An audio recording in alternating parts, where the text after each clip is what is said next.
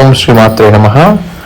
మేము యాక్చువల్లీ ఒక టెంపుల్కి వెళ్ళామండి నవరాత్రుల్లో. యాక్చువల్లీ చాలా పూజలు చాలా బాగా జరుగుతున్నాయి, డెకరేషన్స్ కూడా చాలా బాగున్నాయి. ఒకసారి చూడండి ఎలా ఉంది, అమ్మవారు నవదుర్గ లెక్క, నవమాతృకల లెక్క చాలా బాగుందండి. అలాగే మా ఇంటి దగ్గరలో కూడా మేము చూసాము అమ్మవారిని. ఇది మా ఇంట్లో చేసుకున్నదండి నవరాత్రి పూజ.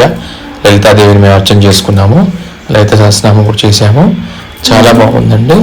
అండ్ ఇది మా ఇంటి దగ్గరలో ఉన్న శాకంబరి దేవి అలంకారం చేశారు. అసలు అన్ని కూరగాయలతో ఎలా చూడముచ్చడుకున్నారు అమ్మవారిని. ఎంత వెలుగు వస్తుందో ఒకసారి చూడండి, చాలా మంచిగా అసలు ఎంత బాగుందో చూడండి. అన్ని రకాలుగా చూసుకుంటే మనం చూడండి, ఇక్కడ అన్ని పువ్వులు పండ్లు అసలు అన్ని నైవేద్యాలతోటి అసలు చాలా బాగుందండి. మేము అక్కడికి వెళ్ళి దర్శించుకున్నాము. అండ్ ఈ విధంగా అందరూ మంచిగా పండుగ జరుపుకోవాలని నేను ఆశిస్తున్నామండి. అండ్ అలాగే మేము ఏంటంటే అఖండ దీపం కూడా పెట్టాము.